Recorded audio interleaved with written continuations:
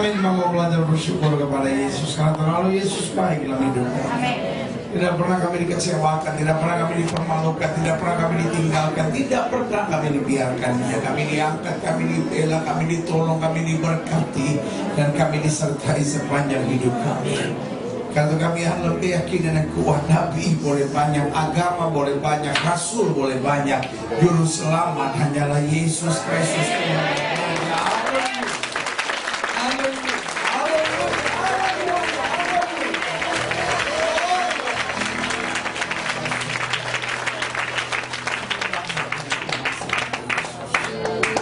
Kami perlu firman-Mu sore hari ini.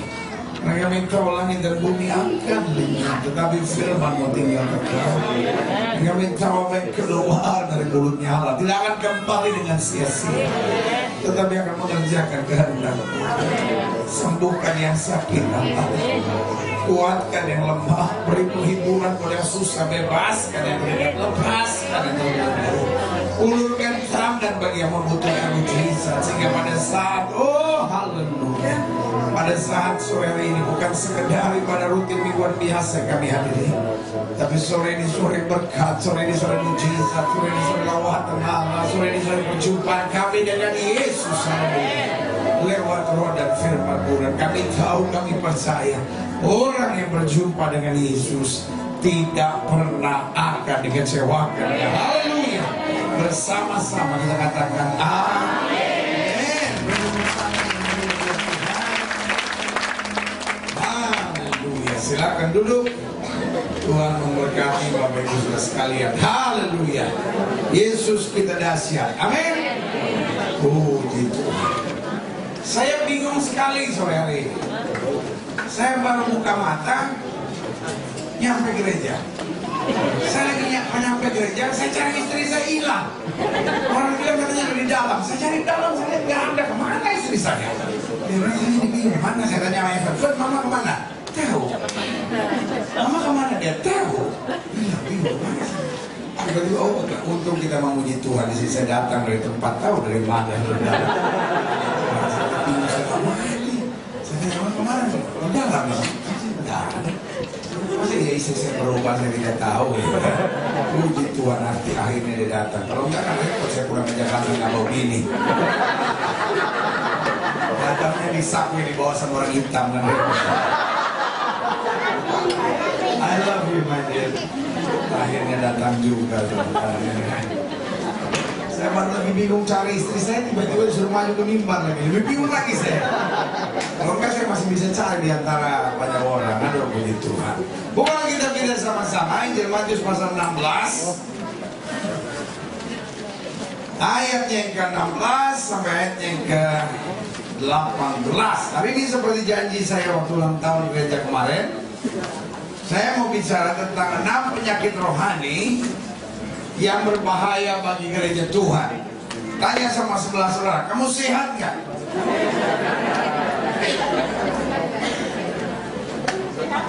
Ada banyak orang look right, ada banyak orang kelihatannya sehat, tapi penyakitan.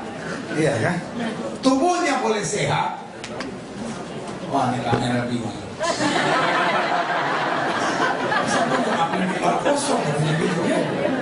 Tapi kalau diapa dari belakang ketombe gue yang diapa. Nggak ada banyak orang kelihatan sehat tubuhnya, tetapi jiwanya sakit. Ada banyak orang yang kelihatan sehat tubuhnya, tetapi rohnya sakit. Iya kan? Nah, saudara yang kasih dalam Tuhan, kalau tubuh kita kurang sehat, bisa pergi ke dokter. Iya kan? Kalau jiwa kita kurang sehat, masih mending bisa datang ke psikiater. Tapi kalau roh kita nggak sehat, seringkali kita don't even realize. Kita bahkan nggak sadar, saudara, bahwa kita sakit, iya kan?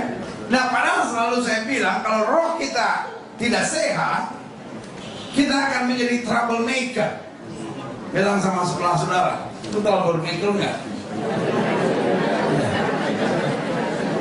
Ada banyak istri troublemaker, ya kan? Ada banyak suami troublemaker, ada banyak anak-anak troublemaker, iya kan? Tanya sama saudara-saudara lu salah satunya. Bilang sama orang yang baru ngomong sama saudara, sesama troublemaker di dalam saling menyerah. Ya, kan? Nah ini yang saya mau bicara hari ini. Saya pelajari ada 6 penyakit rohani yang berbahaya bagi gereja Tuhan. Aha. Matius pasal 16 ayat 16 sampai ayat yang ke-18. By the way, siapa kemarin yang hari Sabtu kemarin datang ulang tahun gereja? Siapa yang gak datang? Baru datang hari ini. Lu gereja ulang tahun aja gak datang. Bagus lu datang hari ini. Ngaku dosa, minta ampun sama Tuhan. Susah Gilbert ini, gua angkat tangan, salah gak angkat tangan. Dibilang ngebohongin pendeta. Ya kan? Lain kali kalau ulang tahun nanti ke-15 sampai gak datang, awas 7 turun 8 tanjakan segala hukuman gak ada berkah. Bayangin saya dari Indonesia jauh-jauh datang untuk hadir ulang tahun saudara. Sudah tinggal di New York juga gak datang. Dan pendeta saya mau datang dari Wonosobo. I'm just kidding. I'm happy you are here tonight. Ya, ya. Buat yang baru datang hari ini kita berikan tepuk tangan yang meriah. Buat yang sudah datang kemarin masih datang hari ini kita berikan tepuk tangan juga yang meriah. Ada banyak orang yang bilang Tuhan di atas Tuhan sudah cukup seminggu sekali. Ya kan? Masa seminggu 2 kali enak aja. Tapi saya percaya kita semua orang ini berkati. Amin. Saya tahu betul Allah punya rencana indah buat setiap kita. Nah, Matius pasal 16.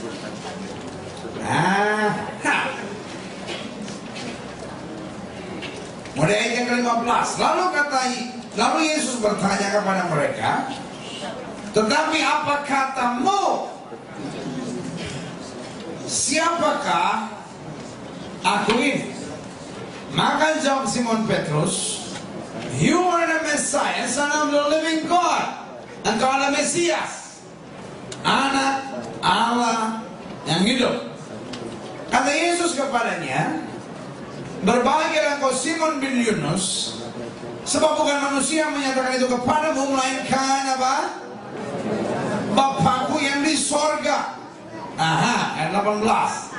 Dan aku pun berkata kepadamu, you rock, engkau adalah Petrus. Amin. Petrus atau Petra atau Petros dalam bahasa Ibraninya artinya adalah batu karang. You rock, engkau adalah Petrus. Dan di atas batu karang ini aku akan mendirikan jemaatku. I will build my church. Dan alam maut dikatakan apa? Tidak akan menguasainya. Ayat 19. Kepadamu akan kuberikan kunci kerajaan sorga. Apa yang kau ikat di dunia akan terikat di sorga. Dan apa yang kau lepaskan di dunia akan apa? Terlepas di sorga. Wow. Sama-sama bilang sama saya dahsyat. Alkitab berkata engkau adalah Petrus. Upon this rock, di atas batu karang. Sama-sama bilang sama saya batu karang. Sama-sama bilang sama saya batu karang. The church is rock. Gereja adalah batu karang. And who is the church? Lagu sekolah minggu bilang gereja bukanlah gedungnya, bukan pula menaranya, bukanlah pintunya, lihat di dalamnya. Gereja adalah orang. Bilang sama sebelah saudara, lu itu. Dia bilang orang ngomong sama saudara, lu juga, ya kan? Iya kan? Iya kan? Jadi gereja adalah kita. Sama-sama bilang sama saya kita. Amin. Jadi kalau kita bicara gereja, gedungnya boleh pindah. Amin. Iya kan?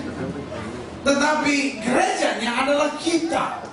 Nah, pertanyaannya sekarang, Apa penyakit rohani yang berbahaya? Sebelum kita masuk pada penyakit yang rohani, kita perlu ngerti dulu, what is a church? Apa itu gereja? Iya kan? Kenapa Yesus menganggap gereja sebagai sesuatu yang penting dan berkata, di atas batu karang ini aku akan membangun jemaatku, sehingga pintu alam maut tidak akan bisa menguasainya. Artinya apa? Musuh setan yang paling utama is not masjid.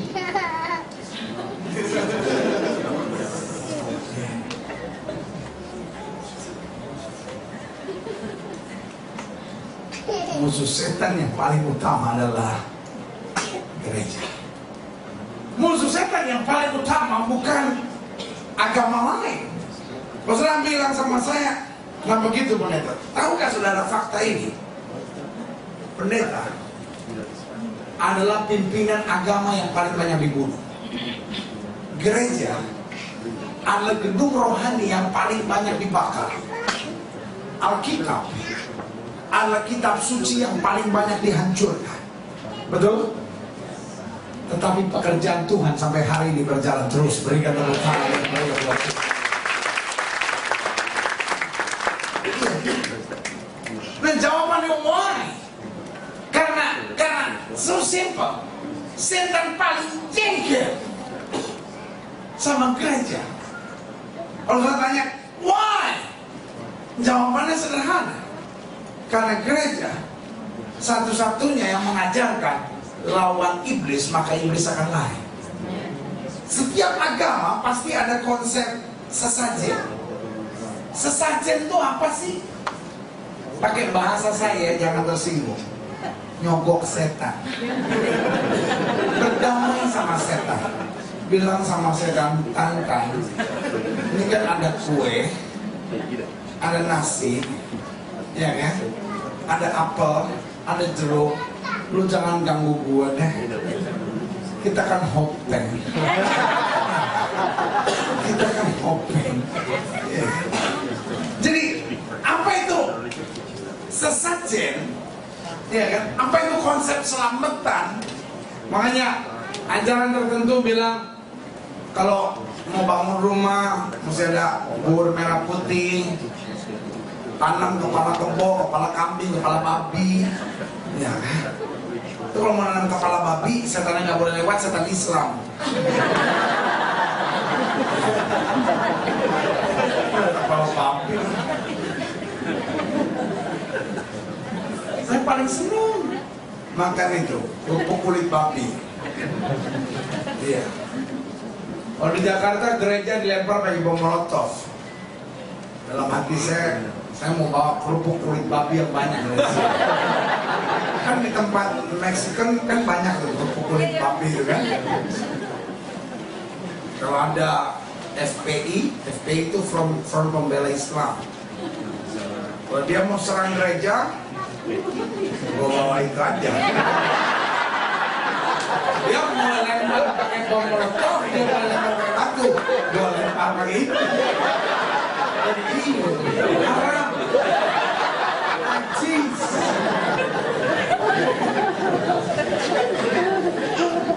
Kalau gereja saya itu saya udah urapi pakai minyak babi sebenarnya.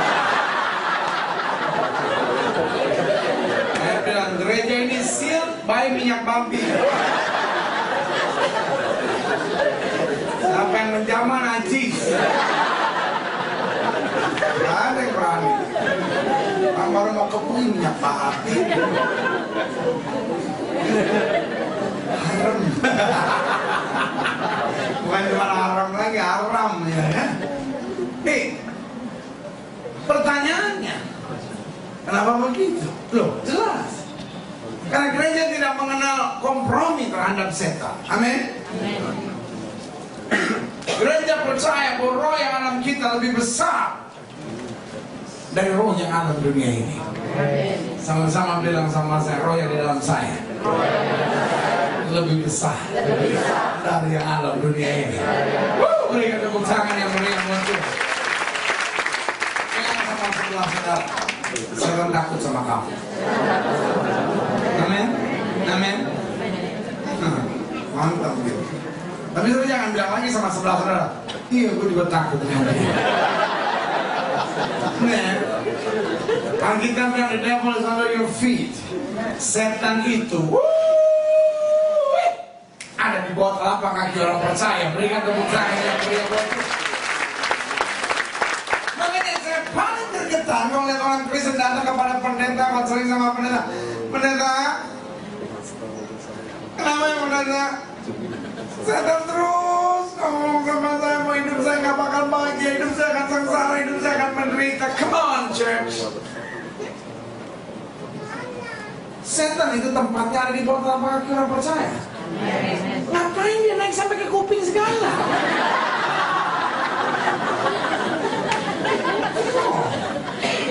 Dia harus ada your feet.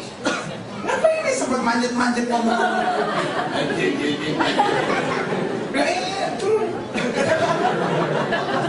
Amin. Amin. Nah pertanyaannya sekarang, gereja itu ada untuk apa? Saya sempat catat ada 4 hal penting. Gunanya gereja ada, ya kan? Yang pertama, fungsi gereja adalah tempat persembunyian orang dalam kesesakan. Artinya gereja adalah tempat orang susah. Amin. Orang susah datang gereja. Yesus bilang, mari kamu yang lebih lesu dan berbeban berat, aku akan beri kelegaan kepadamu. Amin. Orang kalau udah susah cari saudara jangan berlaku. Jangan lu petentang-petenteng bilang, lu aja udah susah baru cari gue, lu waktu senang kemana aja lu. Sama-sama bilang sama saya ada untuk jadi berkat. Amin. Itu dia. Nanti kalau dia udah senang lupain saudara lagi, nggak apa-apa. Jangan kecewa, jangan kecewa. Kita tuh kadang-kadang jadi orang Kristen tuh kan kecewanya gitu. Kalau dia susah, pendeta dia cari saya, pendeta pasti udah senang. Terbang ayam entah kemana gitu. Anjis orang.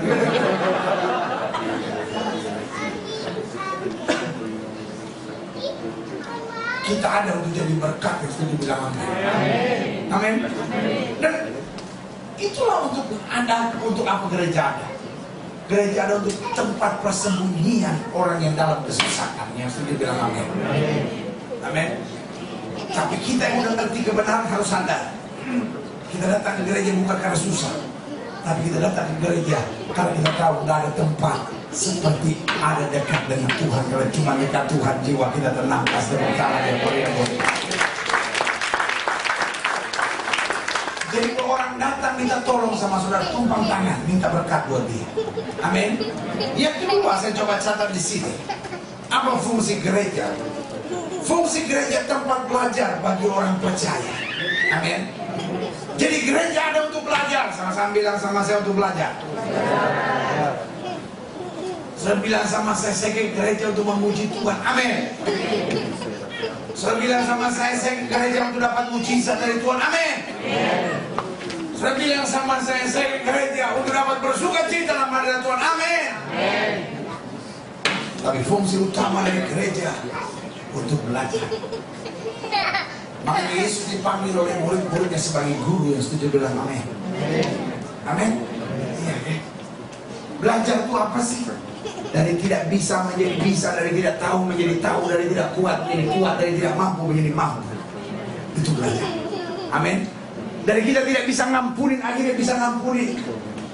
Dari kita tidak bisa bertindak, jadi bertindak. Dari kita tadinya kalah sama setan, jadi menang atas setan. Itu yang saya bilang belajar. Amin.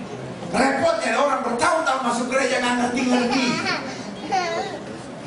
Orang Arab menyebutnya oon. Ada banyak orang bertahun-tahun masuk gereja, yang ngambek tetap ngambek, yang berzina tetap berzina, yang melakukan hubungan seks sebelum nikah, hubungan seks sebelum nikah, yang jadi bini piaraan tetap jadi bini piaraan. Di sini ada nggak yang jadi bini piaraan? Nggak ada ya. Oh, di Philadelphia ya banyak. Ada yang tukang piaraan di sini, ada yang tukang piaraan. Nggak ada juga. Di New Jersey mutiara. Oh yang jelek-jelek boleh tersaring ke sana semua yang sini kan. Yang benar di sini tukang mutiara nggak ada, yang mutiara nggak ada. Yang melakukan hubungan seks sebelum nikah yang banyak di sini. Ada? Oh tidak ada juga, puji Tuhan. Udah pindah ke Dover. Ini yang terpilih semua nih di sini, mantap nih. Saya cuma kasih tahu, saya tuh khotbah udah 26 tahun. Pertama kali saya khotbah 21 Juli 1984. Dari muka saudara aja saya udah tahu saudara berkhianat atau tidak. Orang ketawa kalau tulus, semua orang ketawa menyimpan sesuatu yang dirahasiakan. Gua tahu, makanya gua khotbah di tengah-tengah orang. Tahu orang ini. Matanya kosong. Gue baru bangun aja ngerti, apalagi nggak baru bangun. Saya udah bilang paling sial itu kalau ngundang pendeta dari Jakarta pas sore-sore begini. Kita lagi seger-segernya di jam segini nih. Lagi seger-segernya. Kok tadi siang-siang tuh di apa tuh namanya di Jersey itu lagi ngantuk-ngantuk. Kok di sini lagi seger-segernya nih. Biasanya saya sampai jam 2 pagi belum bisa tidur. Daripada saya cuma sama istri sama anak 3 bertiga dalam kamar, rame-rame kita di sini menikmati.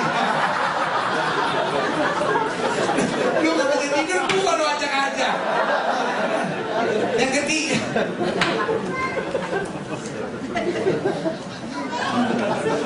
kenapa terangnya saya di sini? Justru ini yang paling lucu orangnya. Jadi yang kedua kan tempat belajar. Sama bilang sama saya tempat belajar. Begitupun hidup kita. Alkitab bilang supaya orang melihat perbuatanmu yang baik dan memuliakan Bapa-mu yang di surga. Makanya Alkitab bilang kalau garam itu sudah tidak asin lagi, biarlah dibuang dan diinjak-injak orang. Artinya orang harus belajar sesuatu waktu lihat hidup kita. Amin. Minimal dia belajar kekuatan, minimal dia belajar kesabaran, minimal dia belajar sukacita.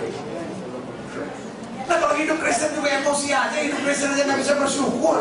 Bagaimana orang bisa belajar dari hidup kita? Yang setuju bilang amin. Yang ketiga saya pelajari, what is the church? Apa fungsi gereja? Tempat demonstrasi kuasa Allah. Gereja adalah tempat di mana orang lemah mendapat kekuatan. Gereja adalah tempat di mana orang sakit dapat kesembuhan. Gereja adalah tempat di mana orang tertekan mendapat kelepasan. Berikan tepuk tangan yang meriah buat Tuhan. Saya bilang sama saya, gereja adalah tempat memuji Tuhan, amin. Tapi dengan memuji Tuhan kita pulang dapat kesembuhan. Dengan memuji Tuhan kita pulang rumah tangga kita dapat pemulihan. Dengan memuji Tuhan kita mendapat sesuatu yang luar biasa. Amin. Makanya orang mendefinisikan what is a church. A church is a place to cry. Gereja adalah tempat untuk menangis. Artinya apa? Kita datang dengan segala tekanan beban berat, kita menangis di bawah kaki Tuhan. Dan kita tahu ada mujizat dalam Yesus. Kita berdosa, kita tahu kita bersalah, kita mau bertobat, kita menangis. Karena selalu saya bilang tempat yang terbaik untuk menangis adalah di bawah kaki Tuhan. Kalau saya lagi senang, saya lagi sukacita, saya lagi berhasil, saya boleh datang ke tempat siapapun. Karena kalau lu lagi berhasil, lu lagi kaya, lu lagi banyak duit, semua pintu terbuka. Tapi kalau lu lagi susah,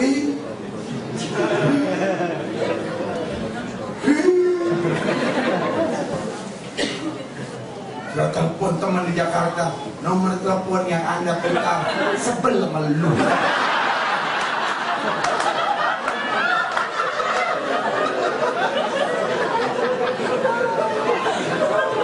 Telepon nomor lain, nomor telepon yang Anda putar nggak sudi terima. Orang susah. Kalau lagi senang, lu bisa kemana? But the church is a place to cry. Tempat itu menangis. Tempat yang paling baik itu menangis adalah di gereja di bawah kaki Tuhan. Amin. Daud berkata, air mataku tidak kau pandang hina ya Allah. Karena air mata orang benar ditampung dalam kirbatnya Tuhan. Maka orang yang menabur air mata akan menuai dengan sorak-sorai berikan tepuk tangan. What is the church? Church is a place to laugh. Gereja adalah tempat untuk tertawa. Bukan berarti kita di gereja musik.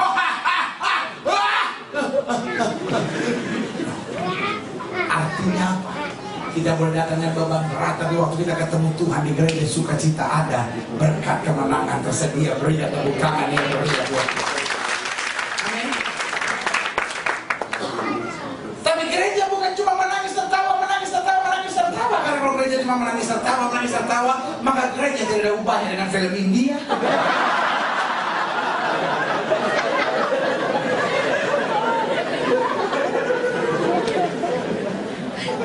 The most boring film in the whole wide world is Indian movie. Aduh, nggak masuk akal. Siapa nonton film India? Suka. Wah, nggak beres.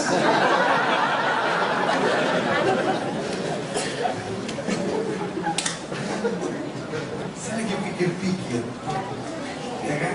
Apa yang paling kita miss kalau sampai di New York kayak begini? Kalau malam-malam lagi winter, musim-musim dingin, spring gitu ya, itu malam-malam yang paling enak pada nasi goreng tek-tek.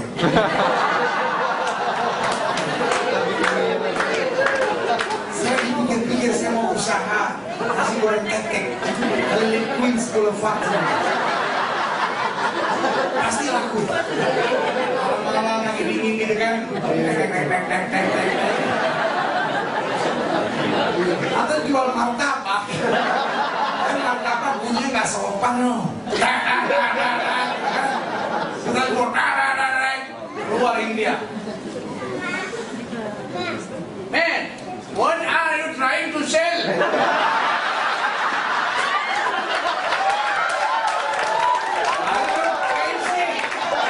Don't you know this is almost 1 o'clock at night? Can you bang that plate? And you tell me you selling martabak? You better sell in my shop 7-Eleven. I can help you to sell that martabak.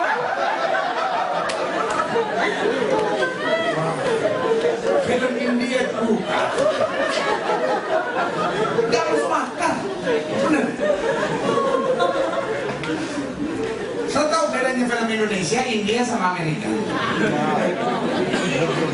Kalau Indonesia gak enak, terlalu banyak buang waktu.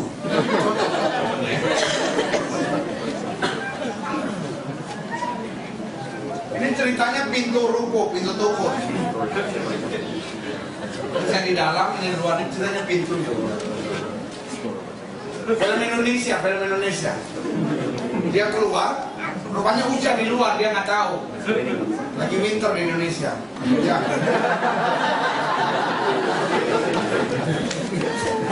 Winternya Indonesia hujan. Tapi kan kalau dia musim hujan, norak banget ya kan. Jadi telepon sama teman saya lagi, apa sih dia? Winter. Maksudnya hujan. Film Indonesia. Mas, hujan mas. Kita tungguin yang mas yang setengah jam. Kita nungguin dia nunggu hujan di situ, bosan banget. Kalau film barat, Hollywood, mantap, sangat masuk akal.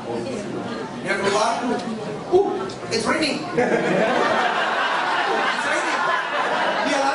Mobilnya selesai udah. Filmnya ceritanya kan selanjutnya hujan selesai. Sobat cuma hujan. Film India yang saya paling gak tahan. Itu apa film India? Dia keluar hujan ini.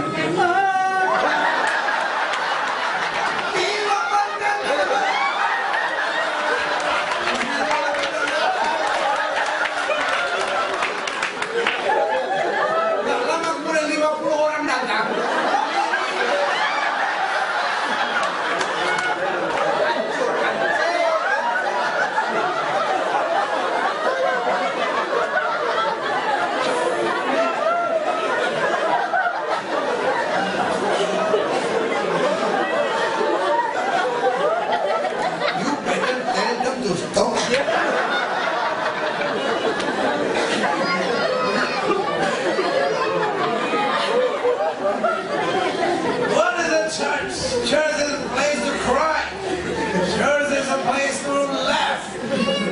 And church is to make everyone feel God. Merasakan Tuhan hadir. Amin.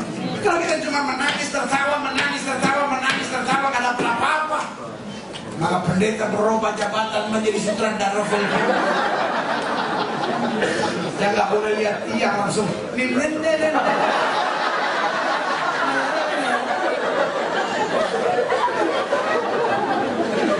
karena gereja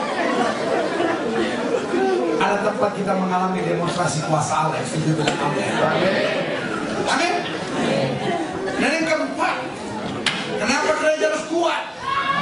Kenapa gereja harus berkemenangan? Yang pertama, kan gereja tempat persembunyian orang dalam kesesakan. Yang kedua, gereja tempat belajar bagi orang percaya. Yang ketiga, gereja tempat demonstrasi kuasa Allah. Dan yang keempat, gereja adalah tempat setiap orang diubah menjadi warga kerajaan. Bilang sama sebelah saudara, kita mantan orang gak benar. Paulus bilang apa? Aku tadinya orang ganas. Ini pintunya tutup dulu dong. Taruh hujan lagi.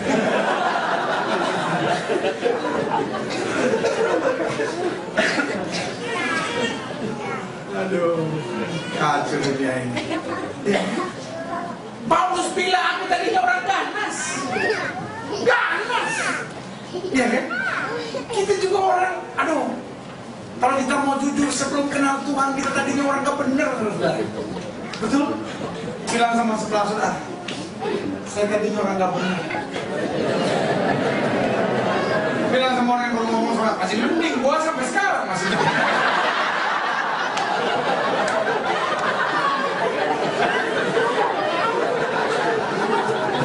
Tapi ada yang ngatain saya gini. Mereka belum berubah.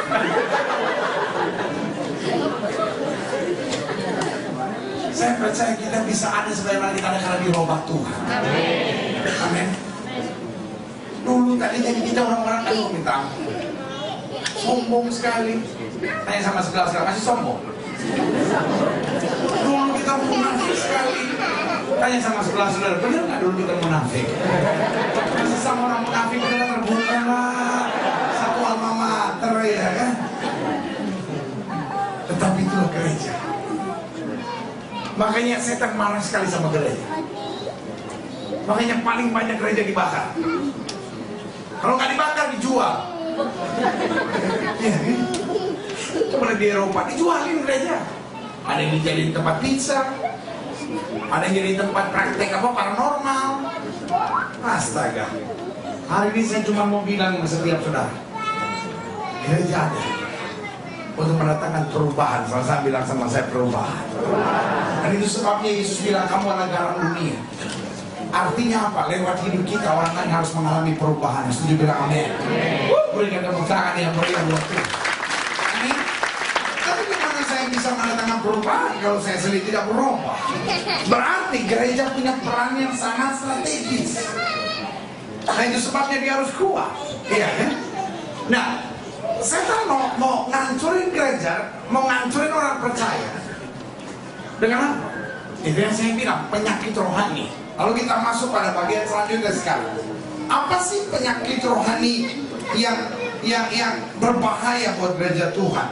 Yang pertama saya pelajari, penyakit rohani yang berbahaya buat gereja Tuhan ketika kita merasa terbesar dan terbenar. Nah ini dia.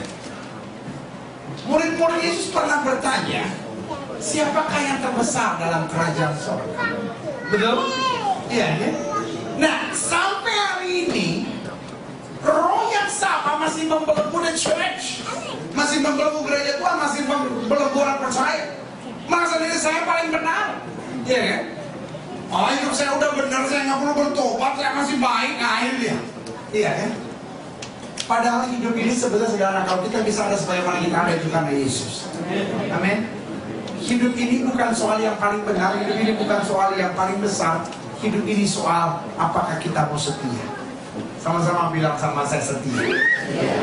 Salah satu hal yang paling jelek dalam gereja ketika kita merasa diri yang paling benar. Rumah tangga gak bisa rukun kalau apa? Salah satu merasa benar. Iya kan? Ketika suami merasa selalu benar, ketika istri merasa selalu benar, iya kan? Dan dia gak pernah bisa merasa salah, itu aja.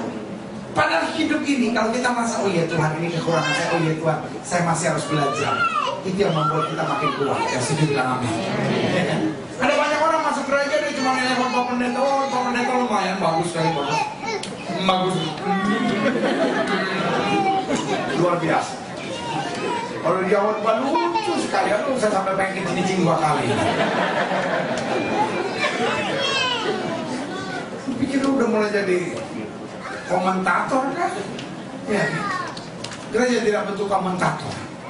Gereja butuh orang yang ada berkata, Tuhan saya perlu belajar ini. Tahukah sudah, setiap keadaan yang terjadi, setiap firman yang kita dengar, setiap pelajaran rohani yang kita pelajari, itu harusnya mengajar kita sesuatu. Yang setuju bilang amin.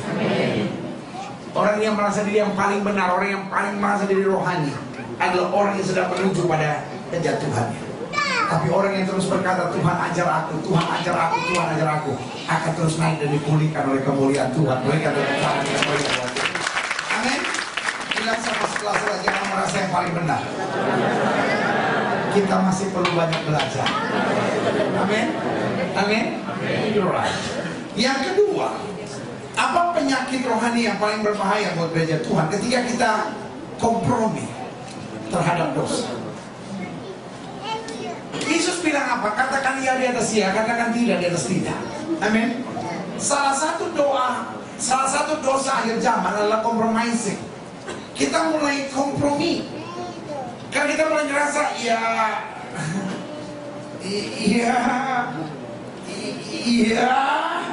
saya sih tahu kita kan anak Tuhan pendeta, tapi kalau anak Tuhan nggak ada tapi-tapinya. Sekali Yesus tetap Yesus. Amin. Karena kita ada di dunia, tapi kita bukan berasal dari dunia ini. Kita di pendeta kan juga harus ngerti di kan New York City. Mau tinggal di New York ya, mau tinggal di Betawi ya, so what? Cuman beda bahasa. Father in heaven. Enak benar. Tadi kita. Kalau saudara berkesempatan satu kali pergi ke Israel, kita akan pergi ke namanya Mount of Olives, Bukit Zaitun. Nah di Bukit Zaitun itu ada gereja namanya Paternoster. Gereja Bapak kami sudah ada tulisan Bapak kami dalam berapa? 87 lebih bahasa. Bahasa Indonesia ada bahasa Toraja, ada bahasa Biak, ada bahasa Paniai, ada bahasa Jawa, Sunda, Batak. Tapi sampai hari saya tunggu bahasa Betawi nggak. Jelek bener. Ane punya babe yang di atas sono. Nama babe mantap. Kuduskan. Datang dong di mari. Datang kerajaanku.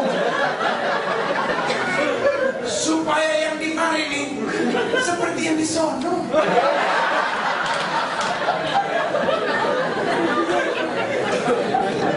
Tiap hari nih be, jangan lupa singkong panas sama yang anak-anak. Give us this day our daily bread. Jangan kasih aneh ke yang susah-susah. Karena kami dari percobaan pasti kami lihat kami. Kalau aneh ada sale-sale, lupain aja deh. Aneh kan udah lupain sama semua yang salah-salah sama aneh.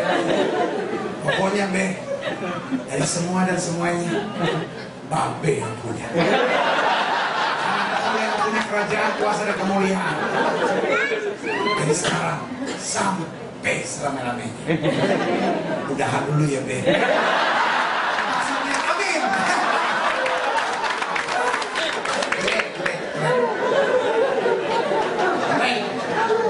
Malaikat di surga ketawa klik. Malaikat itu sampai bahasa ini. Malaikat itu sekali itu bahasa. Curang. Sama-sama bilang sama saya tidak boleh kompromi.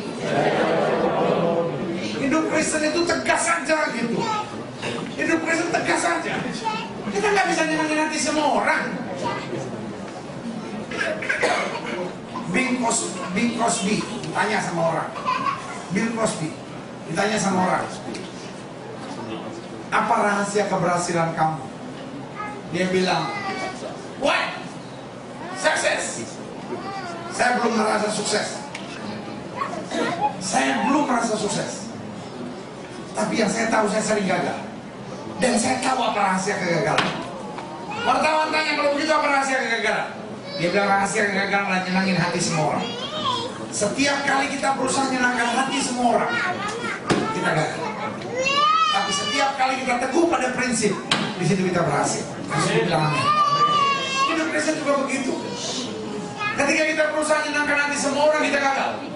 Tapi sekali kita ikut taat pada Kristus, tidak milik ke kiri maupun milik ke kanan, diberkati langkah kita tidak turun tapi naik, tidak menjadi ekor, dipimpinnya tidak menjadi kepala, berikan tepuk tangan yang mulia buat Tuhan. Yang ketiga, apa penyakit rohani yang berbahaya bagi gereja Tuhan? Iri hati dan serakah. Sama-sama bilang sama saya, iri hati. Bilang sama sebelah saudara, lu jangan iri sama gue. Sama gue begini mau diapain? Salah satu penyakit yang berbahaya dalam gereja Tuhan adalah iri hati, serakah. Sampai sini sudah ngerti mau saya? Who is Saul? Siapa itu Saul? Siapa yang pilih Saul? Daud? Tuhan. Siapa yang pilih Saul? Tuhan. Berarti he is a man of God. He is chosen by God. Dia ini orangnya Tuhan, dia dipilih oleh Tuhan sendiri. Harus bilang amin. Tuhan kalau pilih orang salah nggak? Tapi kenapa akhirnya Saul ditolak Tuhan? Apa Tuhan memang berubah-berubah begitu? Kadang pilih, kadang tolak, kadang pilih, kadang tolak, mau-maunya aja. Ya kan? Tidak. Izinkan saya menjelaskan buat saudara. He is a man of God. Dia orang pilihan Tuhan. Tapi satu problem, dia iri waktu melihat Daud diberkati. Sampai sini sudah ngerti mau saya? Dan ini persoalan banyak orang. Kita lebih mudah menangis bersama orang menangis daripada tertawa bersama dengan orang tertawa. Kalau lihat orang sedih, lihat orang menderita, orang susah, otomatis kita sedih. Kasihan. Tapi ketika lihat orang itu sukses, berhasil, kita omongin. Jangan aja dia begitu.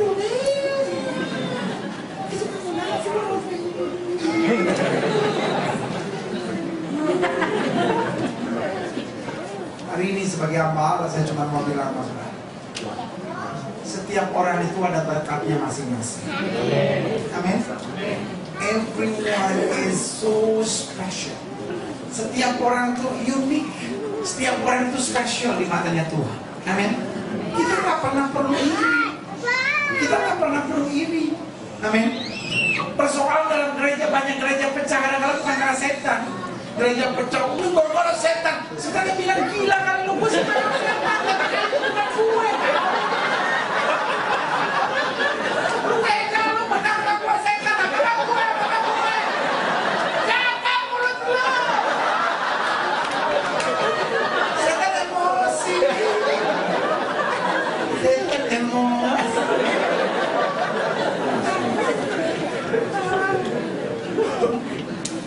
Banyak gereja pecah kadang-kadang kenapa ini?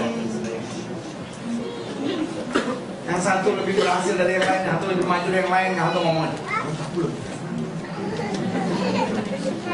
Jadi kalau saya dengar orang ngomongnya pedas terus, itu cuma dua, kecewa atau iri. Terus berarti Orang kalau bahasanya itu pedes melulu gitu.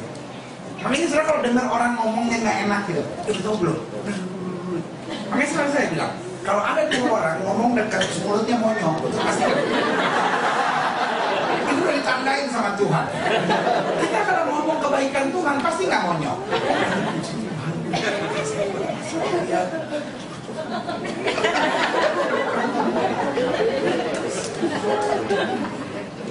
Itu kalau orang ngomong kebaikan itu. Tapi saya perhatiin nih, kalau ngomongin orang pasti monyong. Dari 26 tahun yang lalu sampai sekarang saya udah temuin teorinya. Pasti gitu. Jadi saya mau dari jauh nih lihat orang dua dekat ngomong monyong-monyong dalam. Dia mau pakai bahasa Spanish ke, dia mau pakai bahasa Korea ke, dia mau pakai bahasa Hebrew ke. Ini kan New York ini. Semua orang ngomong pakai bahasa-bahasa itu. Bahasa planet aja ada di sini. Bahasa apa yang ada di sini? Coba jangan di subway. Segala macam bahasa udah bahasa Urdu kali ini orang. Sampai bahasa oke aja ada di sini. Iya kan? Saya mau bilang sama. Tapi dari pakai bahasa apapun dia kalau dari jauh saya lihat dua orang yang ngomong monyong pasti ngomongin orang. Mau dia hitam, mau dia bule, mau dia keriting, mau dia keribung, mau dia apapun, mau dia ngomong.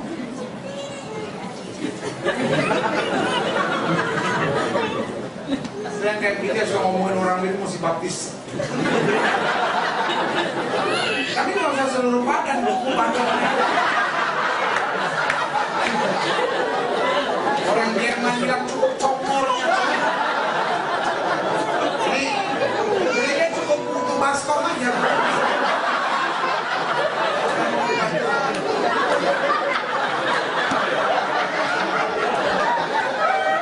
Jadi kalau perlu saya usulin pandemia minggu depan ada baptisan congor. Baptisan congor. Tapi yang udah panas sekali minyak panas.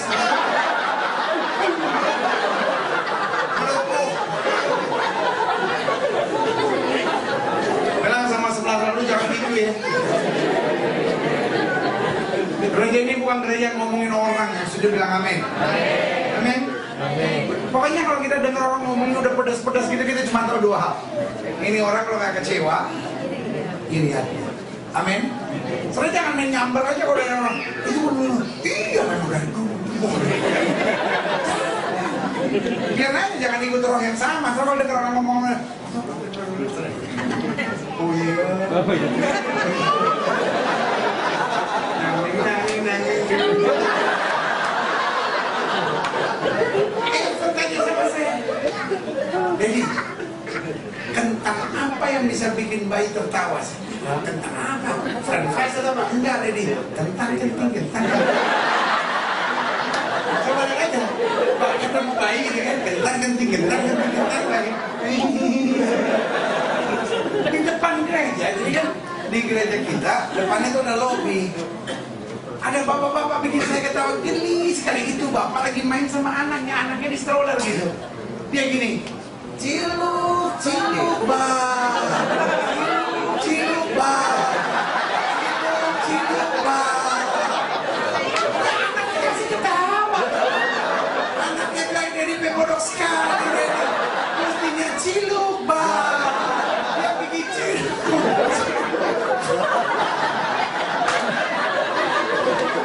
Anaknya bilang dari pemodok sekali. Coba lihat sama anak saudara gitu. Kalau anak saudara lagi baik pada gitu. Ciluk bang. Pasti dia ketawa. Artinya Dedi. Seluruh dunia Dedi, seluruh dunia. Ciluk bang. Dedi ciluk.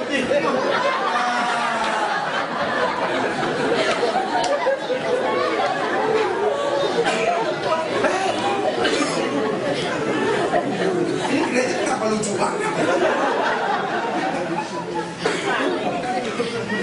Kalau buat tahu gereja selucu begini minggu depan gue tetap di sini. Saya paling gegetan kalau melihat orang di gereja tuh seperti kayak Gajah Mada sakit gigi.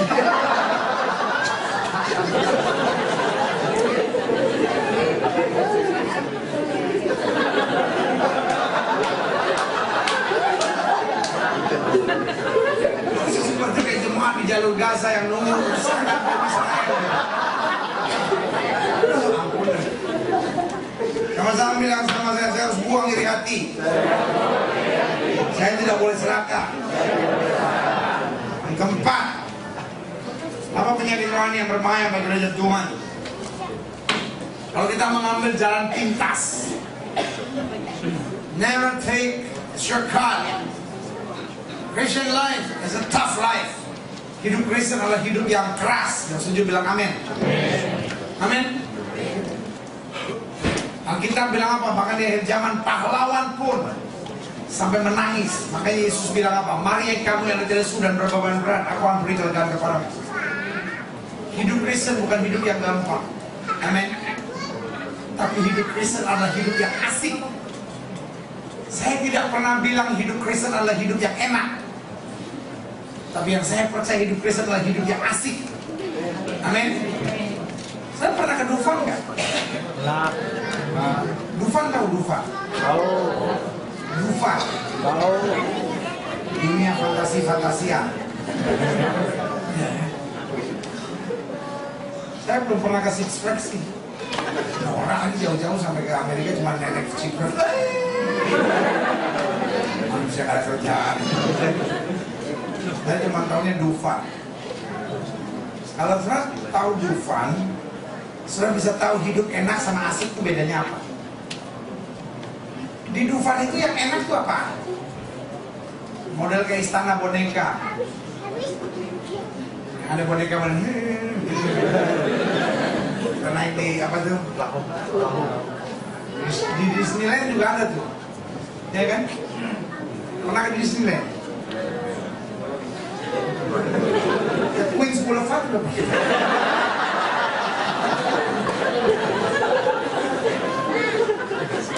Jadi ada istana boneka, lalu ada balada kerak. Bapu tangan, bapu ambar, bapunya dimakan api. Tapi ada yang ngeri-ngeri dia kayak orang-orang.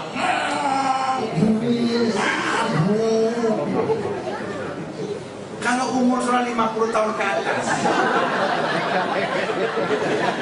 pasti kalau nggak ke Istanbul dia balada kerak. Karena tempatnya enak. Itu monyet, sapu tangan, sapunya dimakan kaki. Mama di mana, mama di mana? Kamu tuh bagus dari mancungnya.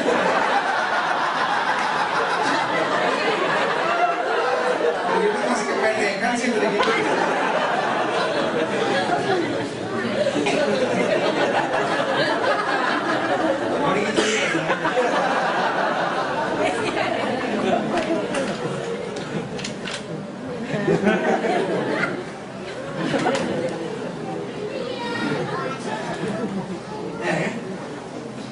Nah itu memang enak, tapi tidak asik. Kalau saya bawa anak umur 17 tahun ke istana boneka, dan norak sekali. Kalau anak umur 17, 18, 19, 20 tahun senangnya begitu-gitu. Itu asik. Kenapa asik? Karena tantangannya seru. Tapi kan nggak pernah itu apa itu namanya terlepas. Yang perahu-perahu gitu, tiba-tiba ada di gunung Sahara.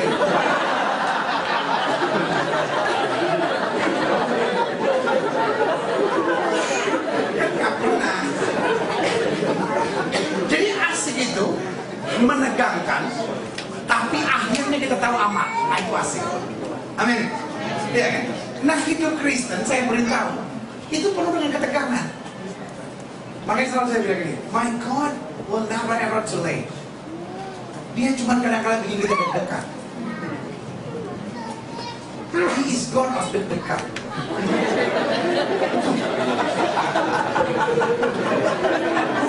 Tahun saya khotbah, saya berani bilang tidak pernah Tuhan saya terlambat. Tidak pernah.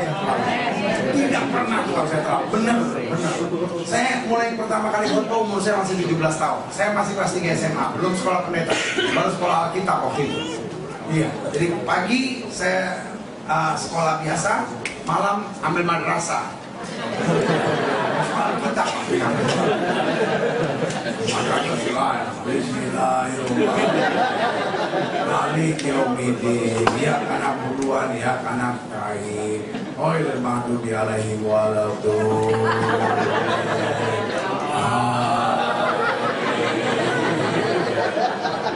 Jangan ceramah dari Ustaz.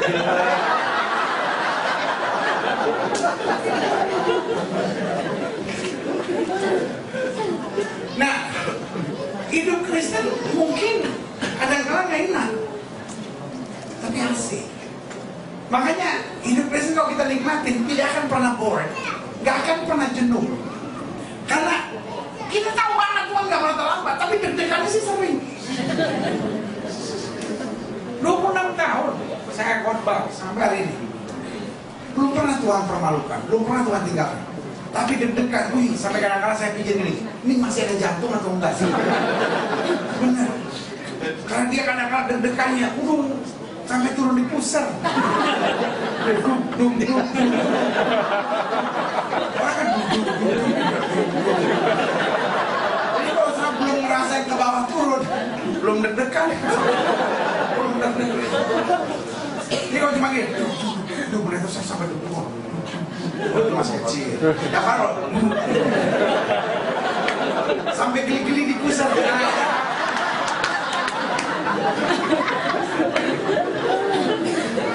Itu bang. Ikut Tuhan itu. Jangan ambil jalan pintas.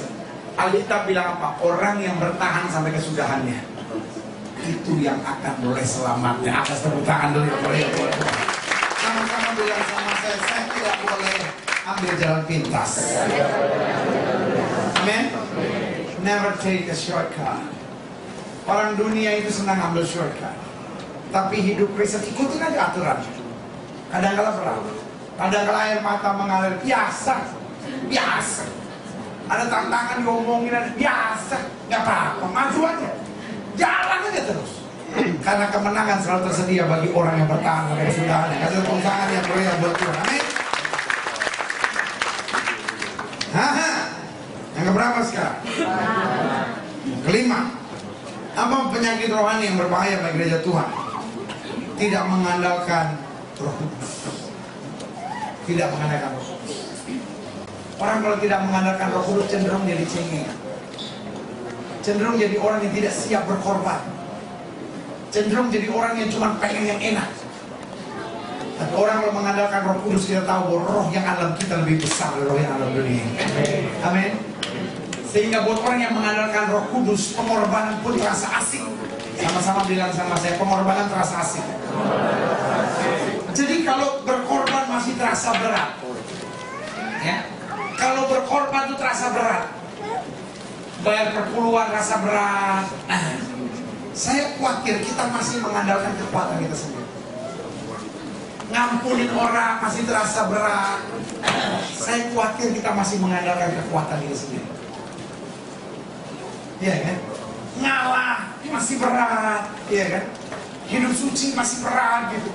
Tuhan, saya coba hidup suci.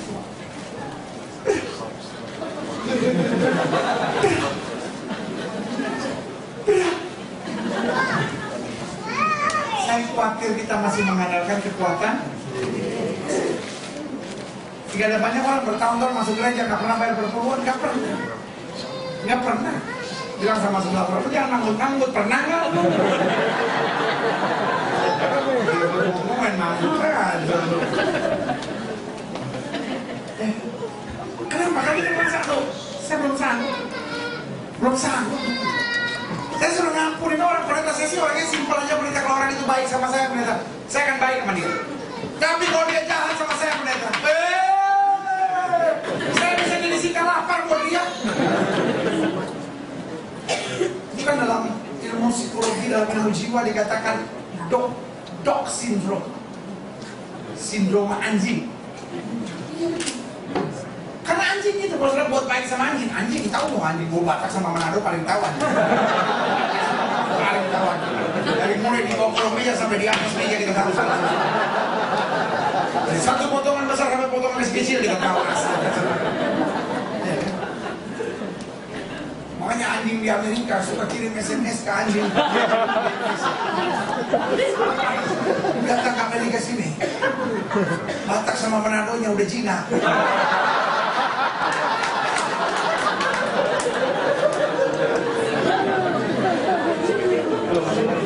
Anjing di Amerika SMS ke Indonesia. Dia bilang kita ngomong di sini mereka diam.